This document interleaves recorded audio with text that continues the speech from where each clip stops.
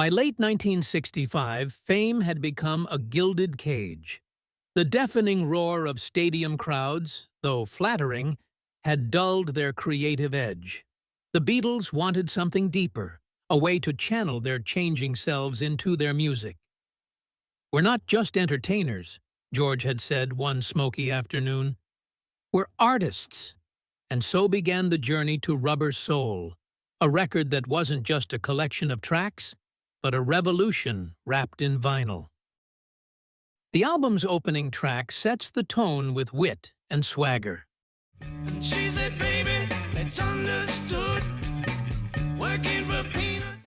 Drive My Car originated from Paul's early drafts, initially less exciting until John helped reshape it into a playful tale of a woman pursuing fame. She cheekily promises the narrator he can be her chauffeur, despite not owning a car herself. With a bluesy vibe and bold lyrics, it's a standout moment of collaboration, humor, and the band's evolving storytelling. John's cryptic Norwegian Wood is a story of a love affair cloaked in mystery. She's shown me her room, isn't it good? No. Inspired by his extramarital relationships, the song's enigmatic lyrics keep listeners guessing. George's sitar, making its Western pop debut, added a groundbreaking touch influenced by his interest in Indian music.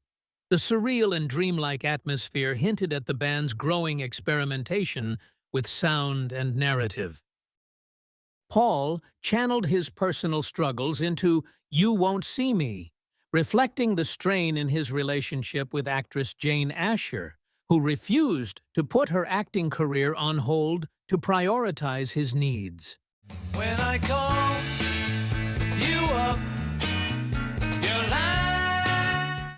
This clash of ambitions lent the song a bittersweet edge, filled with frustration and longing that felt raw and real. Written in a flash of inspiration after hours of writer's block, Nowhere Man reflects John's inner conflict. He's a real nowhere man, sitting in his... The introspective lyrics explore feelings of disconnection and self-doubt, a stark departure from the Beatles' earlier themes. It's a philosophical journey in song form, signaling the band's shift toward more mature and existential topics. George's Think for Yourself is a biting critique of deception and dishonesty, though it's unclear whether it targets a specific person or a broader theme.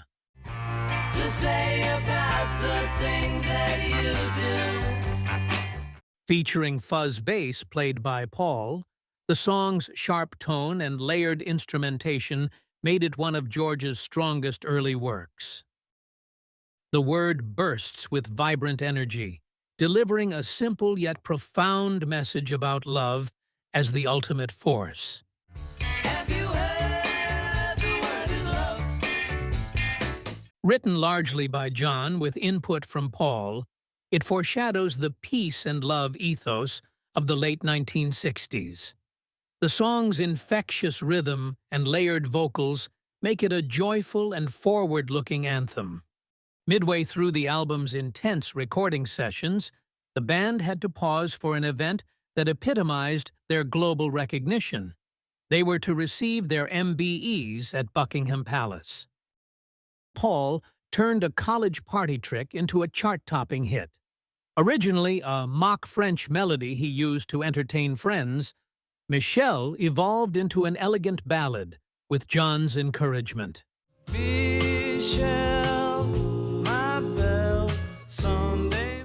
Its romantic lyrics and delicate arrangement showcase Paul's knack for crafting universally appealing love songs. A rare co-writing credit for Ringo, What Goes On, brings a touch of country twang to the album. What goes on in your mind?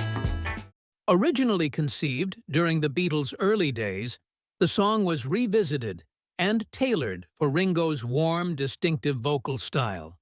Its easygoing charm contrasts with the album's more introspective tracks.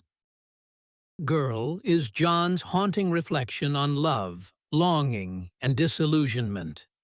The song's acoustic arrangement and whispered vocals create an ethereal mood, Oh, girl.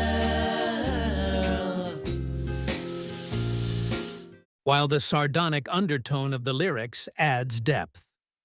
The sharp contrast between its melancholy and its alluring sound leaves an unforgettable impression. Paul's relationship troubles with Jane Asher resurface in I'm Looking Through You. I thought I knew you. What did I know? The lyrics express disillusionment, as Paul realizes his partner isn't the person he thought she was.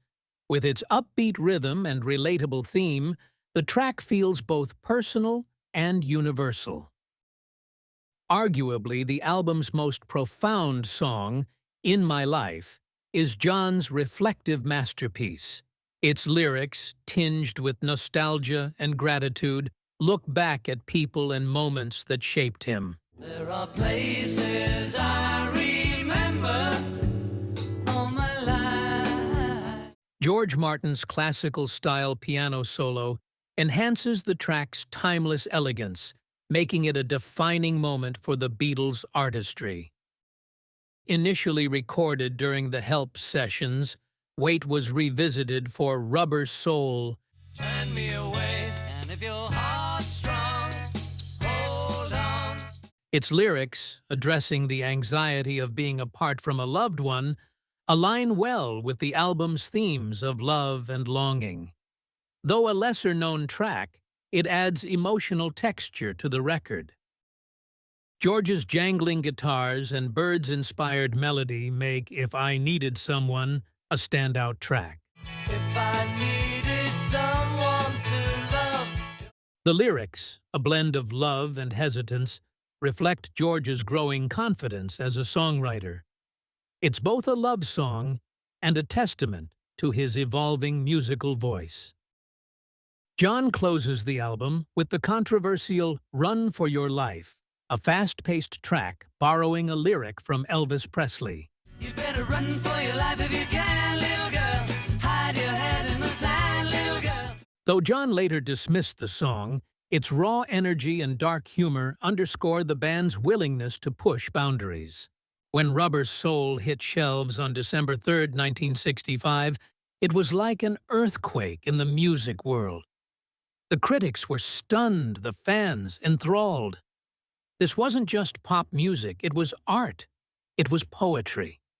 It was the Beatles showing the world that they weren't just mop-topped heartthrobs anymore. They were visionaries.